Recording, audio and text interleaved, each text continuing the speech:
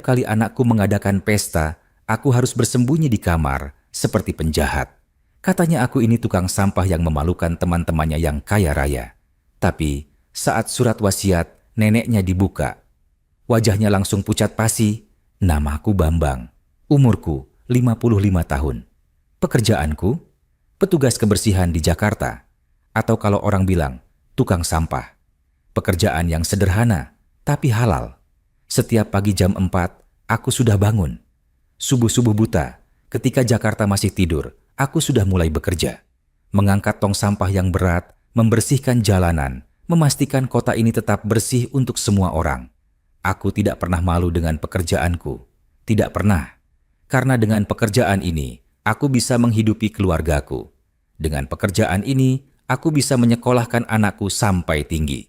Dengan pekerjaan ini, aku bisa memberikan kehidupan yang layak untuk putri sematawayangku, Sari. Tapi hari ini berbeda. Pak Bambang, malam ini Sari mengadakan pesta. Tolong Bapak jangan keluar kamar ya. Teman-teman Sari semua orang kaya, mereka nggak perlu tahu Bapak kerja apa. Suara Sari terdengar dingin. Matanya tidak menatapku. Tangannya sibuk mengatur bunga di meja ruang tamu. Rumah ini, rumah yang kubeli dengan keringatku selama 20 tahun, kini terasa asing bagiku. Aku seperti tamu yang tidak diundang di rumahku sendiri.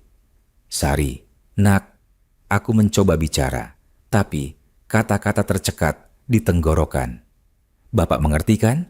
Ini penting buat karier Sari. Teman-teman Sari semua dari keluarga pengusaha, pejabat, dokter. Kalau mereka tahu Bapak cuman, ya sudahlah, pokoknya Bapak di kamar saja ya. Jangan keluar sampai pesta selesai. Cuma, dia bilang, cuma, dadaku sesak, tapi aku mengangguk. Seperti biasa, aku mengangguk. Karena aku ayahnya. Karena aku mencintainya lebih dari apapun di dunia ini. Baik nak, Bapak mengerti. Aku berbalik. Kaki-kaki tua ini terasa berat melangkah ke kamar. Kamarku. Kamar yang berada di pojok rumah ini, paling jauh dari ruang tamu. Seperti yang diminta Sari. Agar tamu-tamunya tidak perlu tahu ada aku di rumah ini. Aku menutup pintu kamar. Gelap. Aku tidak menyalakan lampu. Biarkan saja gelap, seperti hatiku saat ini. Aku duduk di pinggir kasur, mendengar suara-suara dari luar. Suara tawa, suara musik, suara kegembiraan, suara kehidupan yang tidak boleh kusentuh. Jam menunjukkan pukul 7 malam. Pesta baru saja dimulai. Aku bisa mendengar Sari menyambut tamu-tamunya dengan suara riang yang tidak pernah dia tunjukkan padaku lagi. Hai Mbak Dinda, wah cantik sekali, silakan masuk. Mas Kevin akhirnya datang juga, ayo masuk. Setiap nama yang disebut Sari terdengar mewah. Anak-anak muda dari keluarga berada. Mereka datang dengan mobil-mobil bagus yang diparkir di depan rumah. Rumah yang kubeli dengan gajiku sebagai petugas kebersihan. Rumah yang tidak mereka tahu dibeli dengan tetesan keringat seorang tukang sampah yang sekarang harus bersembunyi di kamar sendiri. Aku menghela napas panjang. Perutku berbunyi. Aku belum makan sejak siang tadi. Tapi bagaimana aku bisa keluar untuk mengambil makanan? Dapur ada di sebelah ruang tamu. Sari pasti akan marah kalau aku keluar sekarang. Jadi aku duduk saja, menahan lapar, menahan sakit hati. Pikiranku melayang ke masa lalu, 28 tahun yang lalu. Saat Sari lahir, istriku, Dewi, adalah wanita tercantik yang pernah ku kenal. Kulitnya sawo matang, senyumnya seperti matahari pagi. Kami menikah muda, hidup sederhana. Aku sudah bekerja sebagai petugas kebersihan sejak umur 20 tahun. Dewi tidak pernah mengeluh, dia tidak pernah malu dengan pekerjaanku. Bambang, katanya suatu hari sambil memegang tanganku, pekerjaan halal itu mulia. Yang penting kita bahagia, kita jujur, kita berusaha. Allah melihat niat kita, bukan status kita. Aku mencintai wanita itu dengan segenap jiwaku. Tapi kebahagiaan kami tidak berlangsung lama. Saat Sari lahir, ada komplikasi. Pendarahan hebat. Rumah sakit sudah berusaha sebaik mungkin, tapi Dewi tidak kuat. Aku masih ingat dengan jelas. Jam 2 dini hari. Dewi berbaring lemah di ranjang rumah sakit. Tangannya yang dingin memegang tanganku erat. Matanya yang sudah sayup menatapku dengan penuh cinta. "Bambang," bisiknya pelan, "janji ya, besarkan Sari dengan baik. Jangan biarkan dia menderita seperti kita. Sekolahkan dia tinggi-tinggi, biar dia punya masa depan yang lebih baik." Air mata mengalir di pipiku. "Iya sayang, aku janji, aku janji." "Dan Bambang, jangan pernah menyerah. Kamu bapak yang baik. Pekerjaan kita mungkin sederhana, tapi hati kita mulia. Jangan pernah malu." Itu kata-kata terakhirnya. Dewi meninggal pukul 2.30 pagi, meninggalkan aku dengan bayi mungil bernama Sari yang menangis di ranjang sebelah. Aku menangis. Ya Allah, aku menangis seperti anak kecil, tapi aku tidak boleh lemah. Aku punya tanggung jawab. Aku punya Sari. Sejak hari itu, aku bekerja lebih keras. Pagi hari jadi petugas kebersihan. Sore hari aku cari kerja sampingan. Kadang bantu-bantu di pasar, kadang jadi kuli bangunan. Apapun pekerjaan halal, aku terima. Yang penting, Sari bisa makan, bisa sekolah, bisa hidup layak. Ibu mertuaku, Ibu Ratna, sangat membantu. Beliau yang menjaga Sari saat aku bekerja. Beliau yang mendidik Sari dengan baik. Perempuan tua yang bijaksana itu selalu menguatkanku. "Bambang, kamu bapak yang hebat. Suatu hari nanti, Sari akan mengerti pengorbananmu. Sabar ya nak." Tapi, sepertinya Ibu Ratna salah. Sari tidak pernah mengerti. Semakin besar, semakin dia malu denganku. Suara tawa keras dari luar membuatku tersentak dari lamunan.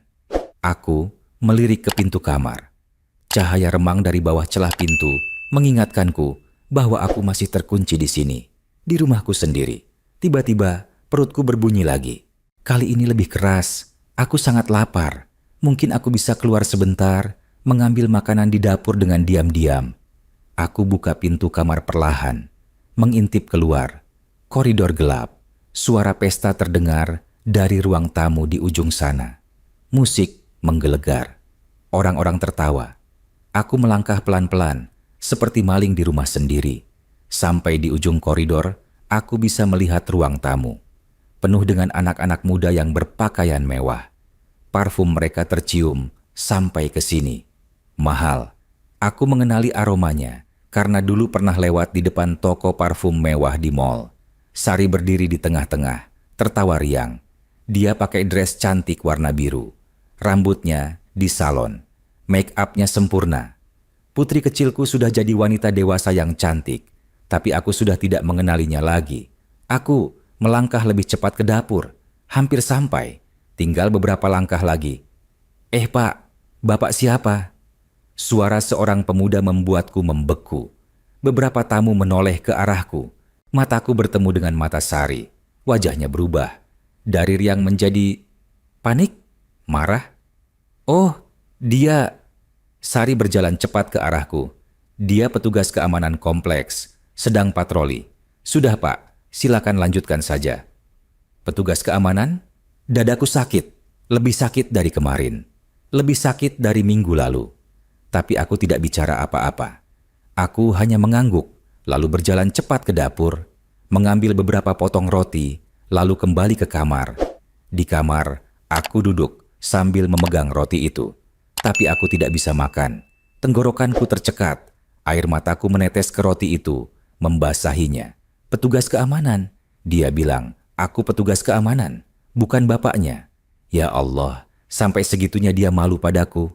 Aku ingat, waktu Sari masih kecil, umur 5 tahun, dia selalu menungguku pulang kerja.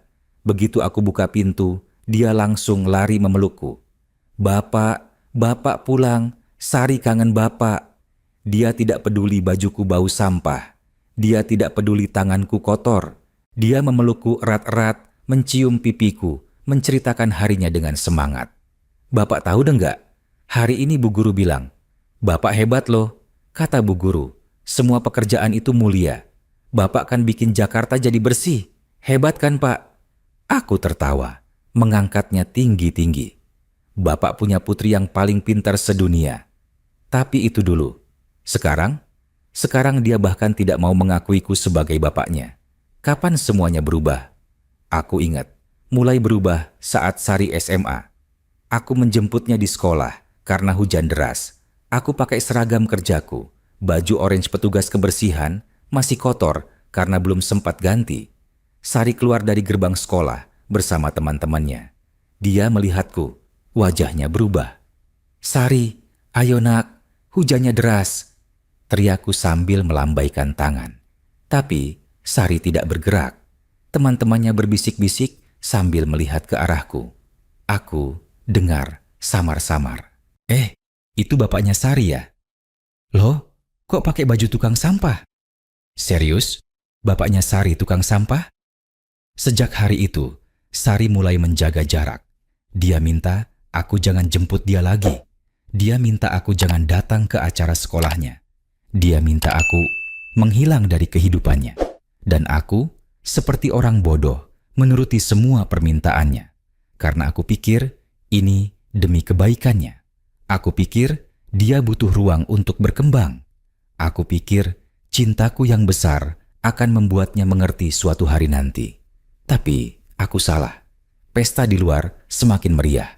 Aku dengar mereka nyanyi-nyanyi, tertawa-tawa, bahagia. Sementara aku di sini, di kamar gelap, makan roti yang sudah basah oleh air mataku. Tiba-tiba, pintu kamarku terbuka. Sari masuk, wajahnya kesal. "Bapak, kenapa tadi keluar? Kan Sari sudah bilang jangan keluar." Aku mengusap air mataku cepat-cepat. "Maaf nak, Bapak lapar, belum makan dari siang." "Ya sudah, lain kali bilang. Nanti Sari masukin makanan ke kamar. Jangan keluar lagi ya. Teman-teman Sari hampir curiga tadi." "Curiga? Dia takut teman-temannya curiga ada bapaknya di rumah ini." "Iya nak, maaf." Sari mau pergi, tapi berhenti di pintu. Tanpa menoleh dia bilang, "Bapak, besok Sari ada acara penting. Teman-teman Sari mau nginap di sini. Jadi besok pagi Bapak berangkat kerja lebih awal ya. Jangan sampai ketemu mereka." Lalu dia pergi, menutup pintu tanpa menunggu jawabanku. Aku terdiam, menatap pintu yang tertutup itu. Hati ini rasanya remuk, hancur, berkeping-keping. Aku ambil tas lama di bawah kasur. Tas yang sudah lusuh, tapi sangat berharga bagiku. Di dalam tas itu ada foto-foto lama. Foto pernikahan aku dan Dewi. Foto Sari waktu bayi. Foto kami bertiga sebelum Dewi meninggal. Aku ambil satu foto. Foto Sari umur 7 tahun, sedang memelukku sambil tertawa. Di belakang foto itu ada tulisan tangan Sari yang masih kecil. Hurufnya masih bengkok-bengkok. "Untuk Bapak terbaik di dunia. Sari sayang Bapak. Terima kasih sudah kerja keras untuk Sari. Sari janji akan jadi anak baik dan bangga sama Bapak." Aku memeluk foto itu erat-erat, menangis dalam diam. Anak itu kemana? Putri kecilku yang dulu bangga sama bapaknya kemana? Tapi aku tidak bisa menyerah. Ini masih anakku, darah dagingku. Aku harus tetap sabar. Aku harus tetap mencintainya, meskipun dia sudah tidak mencintaiku lagi. Karena itulah cinta seorang bapak. Tanpa syarat, tanpa pamrih, tanpa batas. Esok paginya, seperti yang diminta Sari, aku bangun jam 3 pagi. Lebih pagi dari biasanya.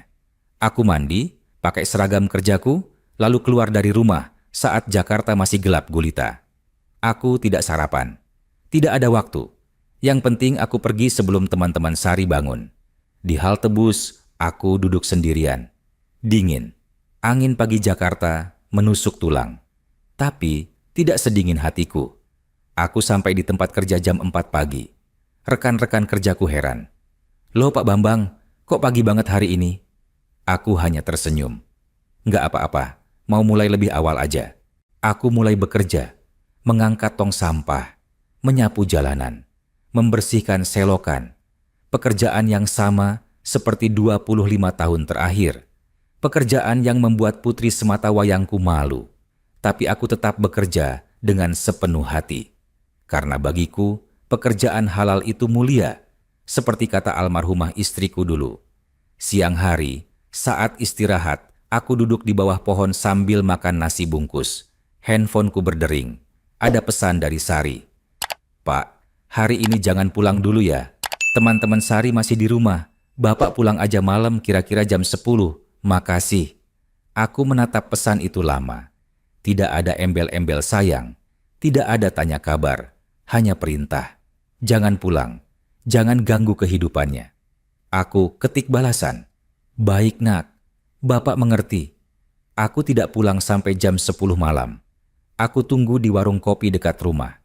Duduk sendirian, minum kopi pahit, menunggu waktu berlalu. Menunggu sampai aku boleh masuk ke rumahku sendiri. Jam 10 tepat, aku baru pulang. Rumah sudah sepi. Lampu ruang tamu masih menyala. Ada bekas-bekas pesta. Gelas-gelas kotor, piring-piring berantakan. Sari sudah tidur di kamarnya. Aku tidak bangunkan dia. Aku bersihkan semua berantakan itu sendiri. Cuci piring, sapu lantai, rapikan rumah. Sampai jam 12 malam, aku baru selesai. Capek, tapi tidak apa-apa. Ini rumahku. Ini tanggung jawabku.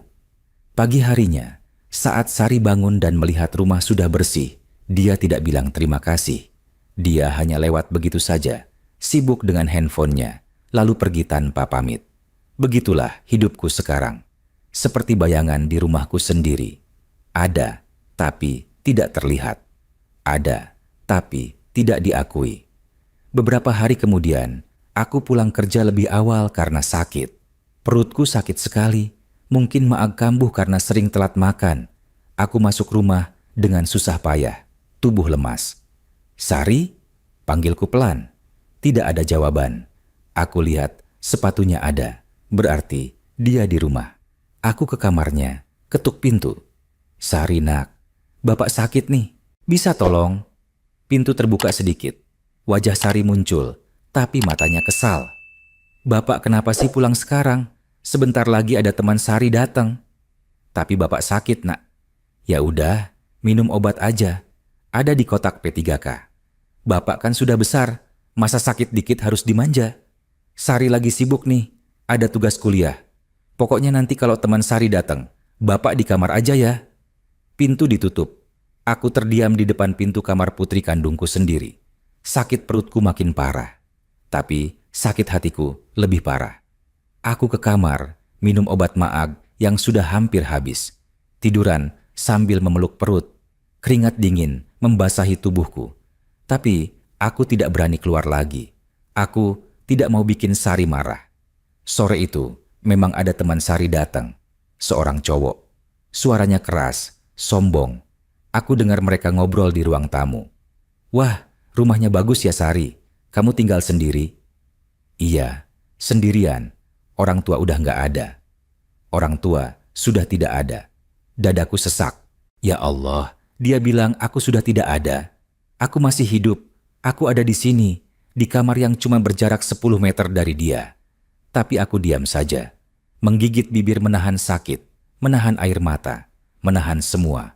Malam harinya, setelah tamu Sari pulang, aku keluar dari kamar untuk ke kamar mandi.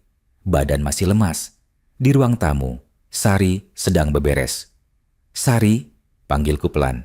"Tadi kamu bilang orang tua sudah tidak ada." Sari berhenti sebentar, tapi tidak menoleh. "Iya, emang kenapa? Kan lebih gampang jelasinnya gitu daripada harus cerita panjang lebar." "Tapi Bapak masih hidup nak." "Iya Bapak, Sari tahu. Tapi ya sudahlah, Bapak nggak akan ngerti." Dia berjalan ke kamarnya, meninggalkan aku sendirian di ruang tamu. Aku tidak mengerti. Apa yang tidak ku mengerti? Aku sudah berusaha sebaik mungkin. Aku sudah kasih dia semua yang aku punya. Aku rela lapar asal dia kenyang. Aku rela capek asal dia nyaman. Aku rela dihina asal dia bahagia. Tapi kenapa dia masih malu dengan aku? Minggu berikutnya ada acara besar di rumah kami. Sari merayakan kelulusan kuliahnya. Dia kuliah di universitas swasta terkenal, jurusan bisnis. Semua biaya kuliah itu aku yang bayar. Dari uang tabunganku, dari kerja lemburku, dari keringat dan air mataku. Tapi di pesta kelulusannya, aku tidak boleh ikut. "Bapak, besok Sari wisuda. Terus malamnya ada pesta di rumah.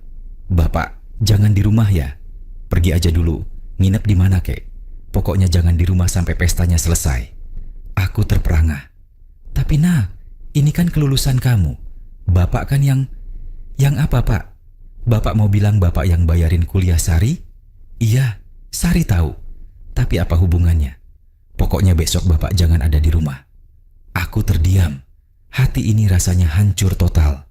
Sari, ini wisuda kamu. Bapak pengen lihat kamu pakai toga, terima ijazah. Bapak pengen foto sama kamu. Bapak enggak ngerti ya? Sari berteriak. Ini pertama kalinya dia teriak-teriak sama aku.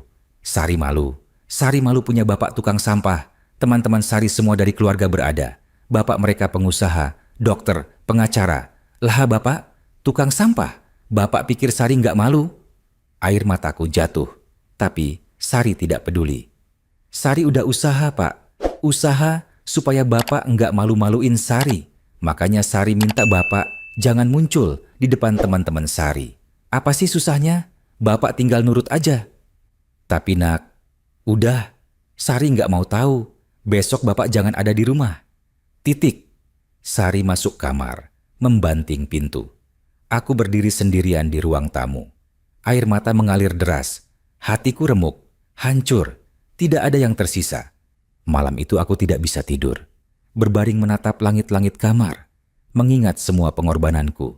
28 tahun aku bekerja keras.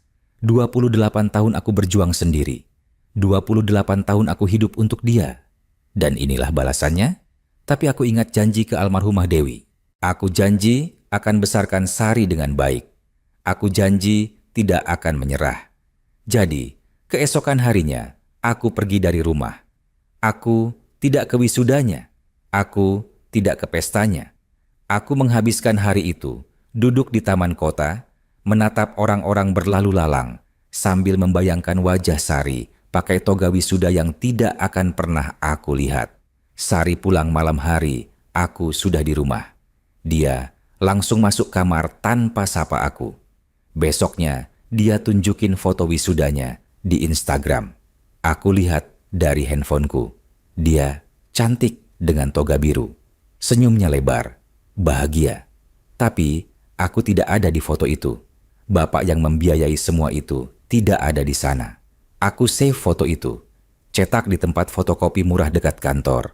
Simpan di tasku yang lusuh, bersama foto-foto lama yang lain. Itu satu-satunya cara aku bisa ikut dalam kebahagiaan putriku. Beberapa bulan setelah lulus, Sari mulai kerja di perusahaan besar. Gajinya lumayan. Dia beli mobil sendiri. Cicilan memang, tapi dia bangga. Mobil itu parkir di garasi rumah yang kubeli. Tapi, setiap pagi, saat Sari berangkat kerja dengan mobilnya yang mengkilap itu, dia tidak pernah tawarin aku nebeng. Padahal kantor kami searah. Tapi aku naik angkot seperti biasa. Suatu pagi, aku sedang menunggu angkot di depan rumah. Sari keluar dengan mobilnya. Dia lihat aku, tapi langsung ngegas pergi. Tidak tawarin nebeng, bahkan tidak tegur sapa. Rekan kerjaku yang kebetulan lewat melihat kejadian itu. Pak Bambang, itu mobil siapa? Kok nggak berhenti? Aku tersenyum pahit. Bukan siapa-siapa mas. Ayo, angkotnya datang. Hidup terus berjalan seperti ini. Aku bekerja, pulang, sembunyi di kamar, tidur, lalu ulang lagi esok harinya. Seperti robot, tidak ada kehangatan, tidak ada cinta, hanya rutinitas hampa. Sampai suatu hari, 6 bulan yang lalu, Ibu Ratna jatuh sakit. Ibu mertuaku itu sudah tua, 75 tahun. Tubuhnya sudah lemah. Suatu hari, dia jatuh di kamar mandi. Aku dan Sari langsung bawa beliau ke rumah sakit. Di rumah sakit, dokter bilang kondisi Ibu Ratna cukup serius, stroke ringan. Beliau harus dirawat beberapa hari. Aku dan Sari bergantian jaga. Atau lebih tepatnya, aku yang jaga. Sari cuma datang sebentar-sebentar karena sibuk kerja katanya. Suatu malam, saat aku jaga sendirian, Ibu Ratna terbangun. Beliau megang tanganku lemah. Bambang, iya Bu, saya di sini. Maafkan Sari, dia tidak tahu diri. Aku kaget. Jadi Ibu Ratna tahu perlakuan Sari ke aku selama ini? Tidak apa-apa, Bu. Sari masih muda. Dia masih belajar. Bambang, air mata Ibu Ratna keluar. Kamu bapak yang baik. Terlalu baik. Dewi pasti bangga sama kamu di surga sana. Tapi Sari sudah terpengaruh dunia. Dia lupa asal-usulnya. Dia lupa pengorbananmu. Aku mengusap air mata Ibu Ratna. Sudah, Bu. Jangan dipikirkan. Yang penting Ibu sembuh dulu. Ibu Ratna menatapku lama. Ada yang ingin beliau katakan, tapi sepertinya beliau ragu. Bambang, nanti kalau Ibu sudah tiada, buka amplop yang Ibu kasih ke kamu ya. Jangan sebelumnya. Tunggu sampai benar-benar waktunya. Amplop apa, Bu? Nanti kamu akan tahu. Janji ya, buka pas waktunya. Pas Sari sudah benar-benar keterlaluan. Aku mengangguk, walaupun bingung. 3 hari kemudian, kondisi Ibu Ratna membaik. Beliau boleh pulang. Kami bawa beliau pulang ke rumahnya. Rumah kecil yang sederhana, warisan almarhum suaminya. Saat itu, Ibu Ratna memanggil aku ke kamarnya. Beliau kasih aku sebuah amplop coklat yang tebal. Di atasnya tertulis, "Untuk Bambang. Buka saat Sari sudah keterlaluan. Simpan baik-baik, Bambang. Ini wasiat Ibu. Isinya akan menjelaskan semuanya. Tapi jangan buka sekarang. Tunggu sampai kamu benar-benar tidak tahan lagi dengan perlakuan Sari. Paham?" Aku mengangguk, memasukkan amplop itu ke dalam tas lamaku, menyimpannya dengan rapi.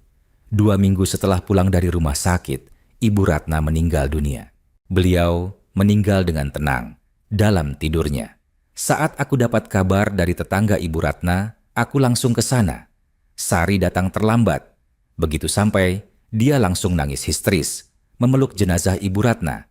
Aku tahu, dia sayang sama neneknya.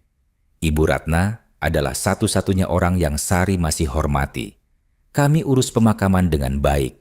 Banyak yang datang melayat. Teman-teman Ibu Ratna, tetangga, keluarga jauh. Di hari pemakaman, setelah semua selesai, notaris keluarga Ibu Ratna datang menemui kami. "Selamat siang Pak Bambang, Mbak Sari. Saya Pak Hendra, notaris keluarga almarhum Ibu Ratna. Beliau meninggalkan wasiat yang harus saya bacakan untuk kalian berdua." Sari langsung semangat. "Wasiat? Nenek meninggalkan wasiat?" "Ya Mbak, tapi permintaan almarhum, wasiat ini baru boleh dibuka 3 bulan setelah beliau meninggal. Jadi sekitar Februari nanti." "Loh, kok lama? Kenapa nggak sekarang aja?"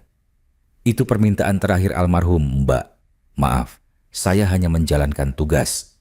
Sari kelihatan kecewa, tapi tidak bisa berbuat apa-apa. Aku ingat amplop yang dikasih Ibu Ratna ke aku.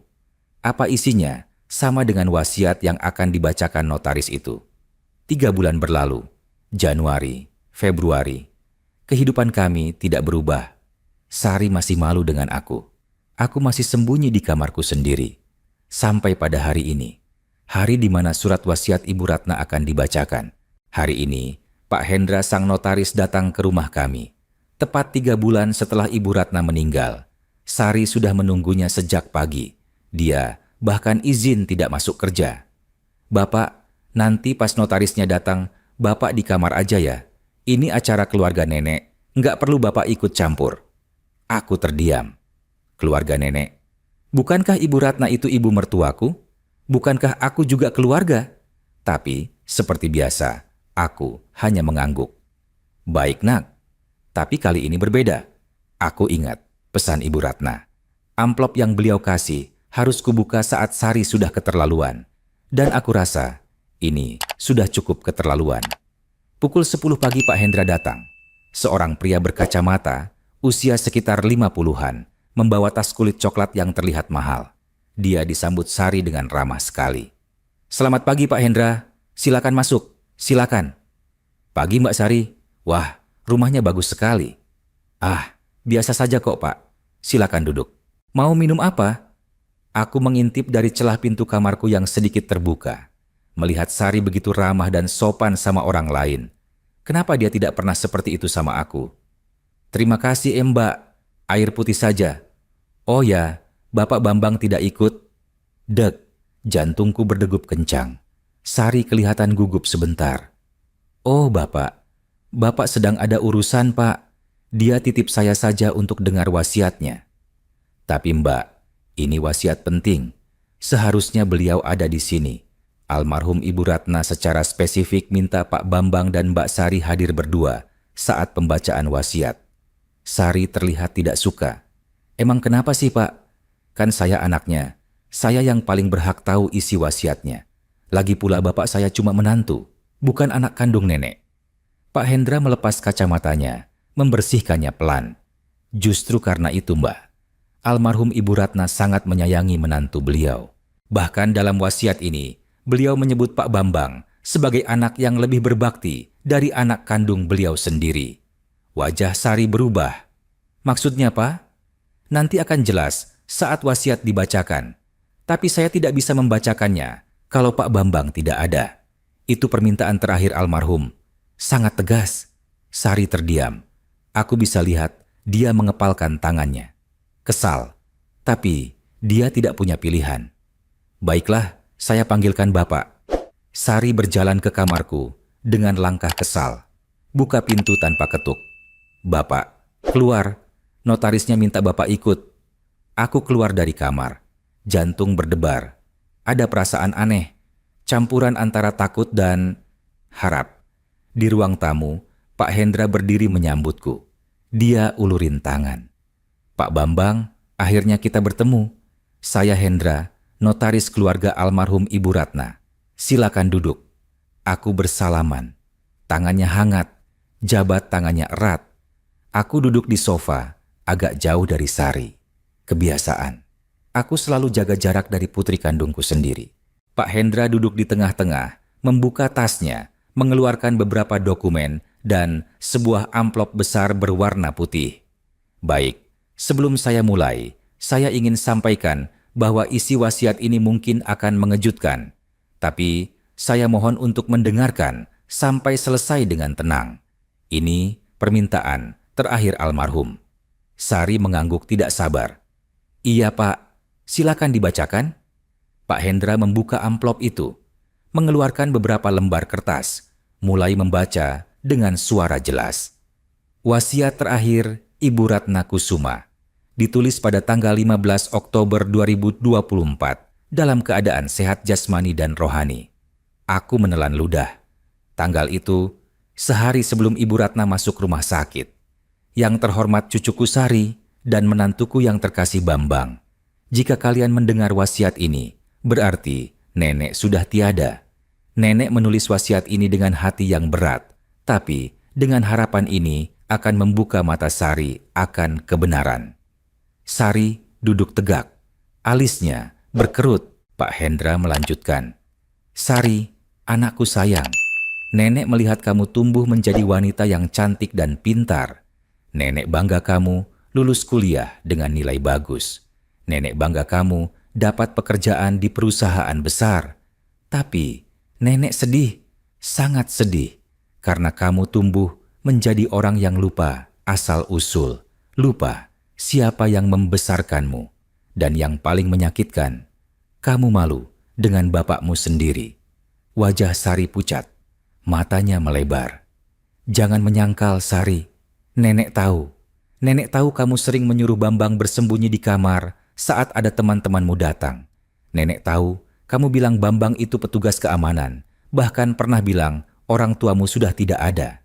Nenek tahu kamu malu karena bapakmu seorang petugas kebersihan. Nenek tahu semuanya. Air mataku mulai keluar. Ya Allah, ternyata Ibu Ratna tahu semuanya. Tapi, tahukah kamu, Sari, siapa sebenarnya Bambang? Tahukah kamu apa yang sudah dia korbankan untukmu? Pak Hendra berhenti sebentar, menatap Sari yang wajahnya sudah sangat pucat, lalu melanjutkan. Rumah mewah yang kamu tinggali ini, rumah berlantai 2 dengan 3 kamar tidur di kompleks perumahan elite Jakarta ini. Tahukah kamu siapa yang membelinya? Sari tidak menjawab. Tangannya gemetar. Bapakmu, Sari, Bambang. Dia membelinya 20 tahun lalu.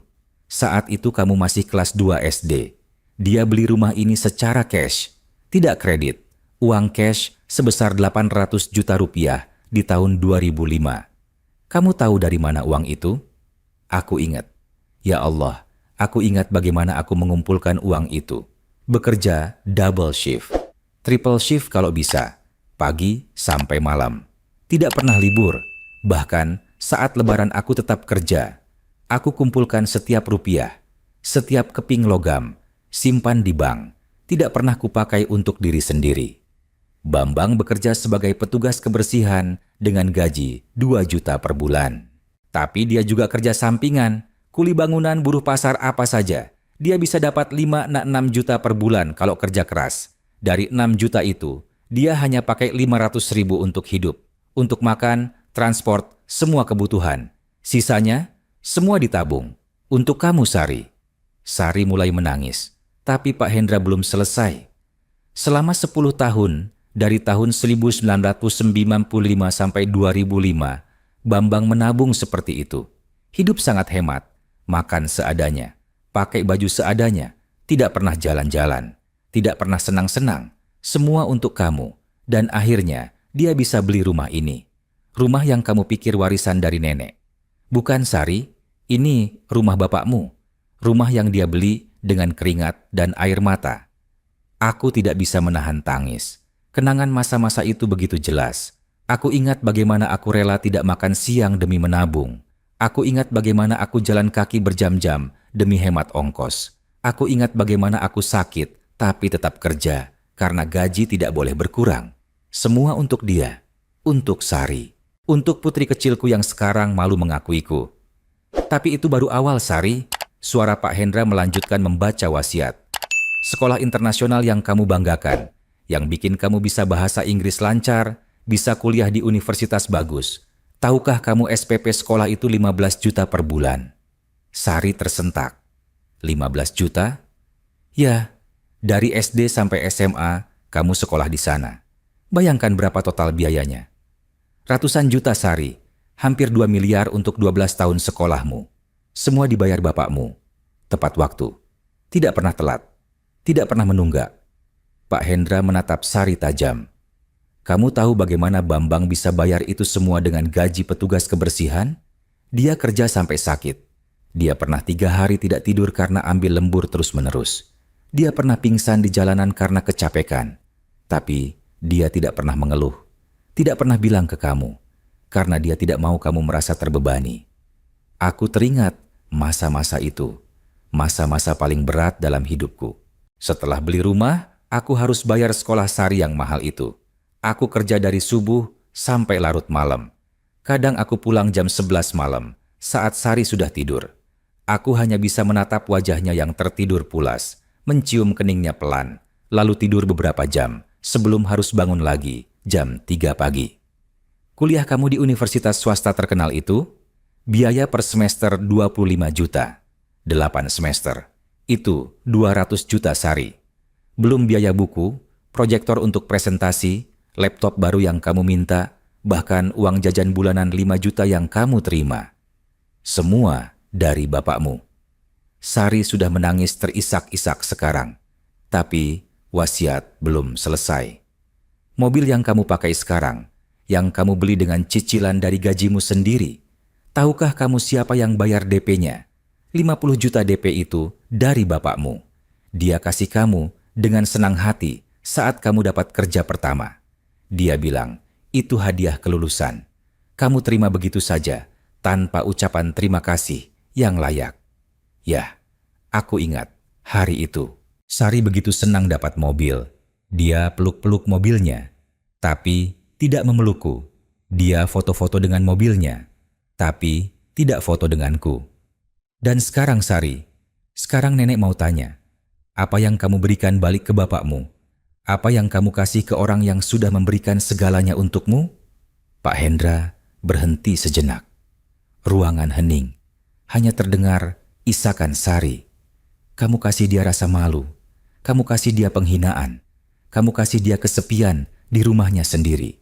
Kamu suruh dia bersembunyi seperti penjahat. Kamu malu mengakui dia sebagai bapakmu. Bahkan, kamu pernah bilang, orang tuamu sudah tidak ada. Padahal, dia ada di kamar, mendengar semua kata-katamu yang seperti pisau menusuk hatinya. Sari, jatuh berlutut, menangis sejadi-jadinya. Maaf, maaf, Nenek, maaf, Bapak. Tapi Pak Hendra belum selesai. Dia melanjutkan membaca. Karena itu, Nenek memutuskan, rumah ini, rumah yang kamu anggap milikmu, sebenarnya milik bapakmu. Rumah ini atas nama Bambang sejak dibeli 20 tahun lalu. Nenek tidak mewariskan rumah ini ke kamu, karena rumah ini memang bukan milik Nenek. Ini milik Bambang. Sari mendongak, wajahnya basah oleh air mata. Tabungan Nenek sebesar 500 juta rupiah, Nenek wariskan ke Bambang. Karena dia lebih berbakti dari anak kandung Nenek sendiri. Dia yang merawat Nenek saat sakit. Dia yang jaga Nenek di rumah sakit. Dia yang mandikan Nenek saat Nenek sudah tidak bisa jalan. Bukan kamu, Sari. Kamu cuma datang sebentar-sebentar, itu pun sambil main handphone. Aku tidak tahu Ibu Ratna punya tabungan sebanyak itu. Aku merawat beliau karena memang kewajiban dan kasih sayangku, bukan karena mengharap warisan. Untuk kamu, Sari, Nenek hanya punya satu warisan. Wasiat ini. Wasiat yang Nenek harap bisa membuka matamu, membuka hatimu, membuat kamu sadar betapa kejamnya kamu ke bapakmu sendiri. Pak Hendra menatap Sari yang sudah terduduk lemas di lantai. Tapi Nenek kasih kamu satu kesempatan, Sari. Jika kamu benar-benar menyesal, jika kamu benar-benar menghormati bapakmu, buktikan. Minta maaf ke bapakmu di depan semua orang yang pernah kamu ajak meremehkan dia. Teman-temanmu yang kaya raya itu. Undang mereka semua. Dan di depan mereka, berlutut, minta maaf. Akui bahwa bapakmu adalah orang terhebat dalam hidupmu. Kalau kamu lakukan itu, Nenek yakin Bambang akan memaafkanmu. Karena Nenek tahu, cinta seorang bapak itu tidak terbatas, tidak bersyarat, meskipun kamu sudah menyakitinya sebegitu dalam. Ruangan hening. Hanya terdengar isakan Sari yang semakin keras. Pak Hendra menutup kertas wasiat itu, menatap kami berdua. Itu isi wasiat almarhum Ibu Ratna. Saya juga membawa dokumen-dokumen pendukung, sertifikat rumah atas nama Pak Bambang, bukti pembayaran sekolah dan kuliah Mbak Sari selama bertahun-tahun. Semua di sini. Dia keluarkan tumpukan dokumen dari tasnya, meletakkannya di meja. Sari merangkak mendekati meja, mengambil dokumen-dokumen itu dengan tangan gemetar. Sertifikat rumah. Benar, atas nama Bambang. Dibeli tahun 2005. Kwitansi pembayaran sekolah. Ratusan lembar. Dari tahun 2001 sampai 2013. Semua lunas. Semua atas nama pembayar. Bambang. Kwitansi kuliah, 8 semester. Semua lunas. Pembayar, Bambang. Bukti transfer DP mobil, 50 juta. Dari rekening Bambang ke dealer. Semua bukti ada di sana. Hitam di atas putih. Tidak bisa dibantah. Sari menatap semua dokumen itu. Tangannya gemetar. Air matanya menetes ke kertas-kertas itu. Bapak? Bisiknya pelan. Bapak? Aku tidak bisa bicara. Tenggorokanku tercekat. Air mataku mengalir deras. Sari merangkak ke arahku. Berlutut di depanku. Memeluk kakiku erat-erat. Bapak? Maafkan Sari. Maafkan Sari. Bapak? Sari. Tidak tahu. Sari. Tidak tahu. Bapak sudah berkorban sebanyak ini. Sari. Pikir. Sari pikir rumah ini dari Nenek. Sari pikir semua ini dari Nenek. Sari tidak tahu ini semua dari Bapak. Tangisnya pecah. Meraung-raung seperti anak kecil. Maafkan Sari, Bapak. Sari jahat. Sari durhaka. Sari malu sama Bapak. Padahal Bapak yang kasih Sari segalanya. Maafkan Sari. Bapak. Aku menangis. Tanganku gemetar mengusap kepala Sari. Putri kecilku. Darah dagingku. Sari, nak. Sari jahat, Pak. Sari suruh Bapak sembunyi di kamar. Sari bilang Bapak memalukan. Padahal yang memalukan itu Sari. Sari yang anak durhaka. Sari yang tidak tahu terima kasih. Pak Hendra diam saja, membiarkan kami. Dia mengerti ini momen yang kami butuhkan. Aku angkat Sari, memeluknya erat. Dia menangis di dadaku. Seperti dulu. Seperti saat dia masih kecil, saat dia jatuh dan lari ke pelukanku. Bapak tidak pernah marah sama kamu, Sari. Tidak pernah. Bapak cuma sedih. Sedih kamu malu sama Bapak. Tapi Bapak tetap sayang kamu. Selalu sayang kamu. Kenapa Bapak tidak bilang? Kenapa Bapak diam saja? Kenapa Bapak biarkan Sari jahat sama Bapak? Karena Bapak sayang kamu, Nak. Bapak tidak mau kamu terbebani. Bapak tidak mau kamu merasa berhutang. Bapak cuma pengen kamu bahagia. Itu saja. Tapi Sari sudah buat Bapak menderita. Sari jahat. Shh. Sudah. Sudah, Nak. Yang penting sekarang kamu sudah tahu. Kamu sudah sadar. Kami berpelukan lama. Sangat lama. Pak Hendra membereskan dokumen-dokumennya dengan tenang. Pak Bambang, Mbak Sari, katanya pelan. Saya permisi dulu. Dokumen-dokumen ini saya tinggalkan untuk kalian. Kalau ada yang perlu ditanyakan, bisa hubungi saya, kapan saja. Aku melepaskan pelukan, menjabat tangan Pak Hendra. Terima kasih, Pak. Terima kasih banyak. Sama-sama, Pak Bambang. Almarhum Ibu Ratna sangat menyayangi Bapak. Beliau sering cerita tentang Bapak. Beliau bilang, Bapak adalah contoh Bapak sejati. Dan saya setuju. Setelah Pak Hendra pergi, aku dan Sari duduk di sofa. Sari masih terisak-isak, kepalanya di pangkuanku. Seperti dulu, seperti saat dia masih kecil. Bapak, katanya pelan, Sari mau minta maaf ke semua teman-teman Sari. Seperti kata nenek, Sari mau undang mereka semua, mau ngaku di depan mereka kalau Bapak adalah orang terhebat dalam hidup Sari. Aku mengusap rambutnya lembut. Tidak perlu, Nak. Yang penting kamu sudah minta maaf ke Bapak. Itu cukup. Tidak, Pak. Sari harus lakukan. Sari sudah buat malu Bapak di depan mereka. Sekarang Sari mau tunjukkan ke mereka siapa Bapak sebenarnya. Aku tersenyum. Ini Sariku. Putri kecilku yang teguh pendirian. Keras kepala, tapi punya hati. Kalau itu maumu, Nak, Bapak ikuti. 3 hari kemudian, Sari mengadakan acara di rumah. Bukan pesta, ini lebih seperti gathering. Dia undang semua teman-temannya yang dulu pernah datang ke rumah. Semua teman-teman kaya raya yang dia banggakan, yang dia takuti tahu tentang aku. Kali ini, aku tidak diminta bersembunyi. Malah Sari yang minta aku pakai baju terbaik. Dia belikan aku baju koko baru, celana bahan yang bagus, bahkan sepatu baru. Bapak harus kelihatan tampan hari ini, katanya sambil tersenyum. Senyum yang sudah lama tidak kulihat untukku. Jam 7 malam, tamu-tamu mulai berdatangan. Mereka bingung melihat aku duduk di ruang tamu. Biasanya aku tidak ada. Sekarang aku ada di sana, duduk tenang di sofa. Pak, salah satu teman Sari, namanya Kevin, menyapaku ragu. Bapak, petugas keamanan yang dulu itu ya? Sebelum aku jawab, Sari sudah berdiri. Semua, perhatian, saya mau umumkan sesuatu. Ruangan jadi hening. Semua mata menatap Sari. Dia berdiri tegak, tapi aku bisa lihat tangannya gemetar sedikit.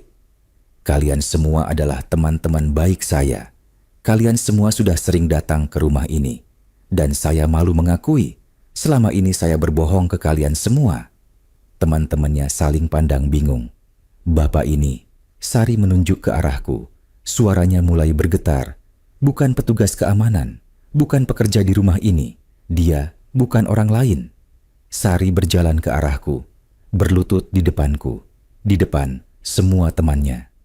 Dia adalah bapak saya, bapak kandung saya, yang selama ini saya sembunyikan dari kalian, yang selama ini saya permalukan, yang selama ini saya suruh bersembunyi di kamar sendiri karena saya malu. Suasana ruangan berubah. Teman-temannya terkejut, berbisik-bisik. Bapak saya bukan pengusaha, bukan pejabat, bukan dokter. Bapak saya adalah petugas kebersihan, tukang sampah, pekerjaan yang saya anggap memalukan, pekerjaan yang membuat saya tidak berani mengakui beliau sebagai bapak saya. Air mata Sari mulai jatuh. Tapi kalian tahu, rumah ini, rumah mewah yang kalian pikir warisan keluarga saya, dibeli bapak saya dengan uang hasil kerja kerasnya sebagai tukang sampah. Sekolah internasional yang saya banggakan, dibayar bapak saya dengan lembur sampai sakit. Kuliah saya, mobil saya, semua kehidupan mewah yang saya nikmati. Semuanya dari bapak yang saya permalukan. Beberapa teman Sari mulai menangis. Yang lain terdiam, kelihatan malu. Saya adalah anak durhaka. Anak yang tidak tahu terima kasih, anak yang malu dengan bapak sendiri, padahal bapak itu sudah berkorban segalanya untuk saya. Dan hari ini, di depan kalian semua, saya mau minta maaf. Sari menatapku. Mata kami bertemu. Bapak, maafkan Sari. Maafkan semua perlakuan Sari yang jahat. Maafkan Sari yang malu mengakui Bapak. Maafkan Sari yang durhaka. Mulai hari ini, Sari janji akan jadi anak yang baik, anak yang berbakti, anak yang bangga punya Bapak seperti Bapak. Aku mengangkatnya, memeluknya erat. Seluruh ruangan bertepuk tangan. Ada yang menangis terharu. Kevin, teman Sari yang tadi bertanya, mendekati kami. Dia ulurkan tangan ke aku. Pak Bambang, saya minta maaf. Saya tidak tahu. Kalau saya tahu, saya tidak akan ikut-ikutan. Ya, tidak akan bersikap seperti tadi. Bapak hebat, Pak. Luar biasa. Satu persatu, teman-teman Sari mendekat. Bersalaman denganku. Minta maaf. Memuji pengorbananku. Ada yang peluk Sari sambil nangis. Bilang dia terharu.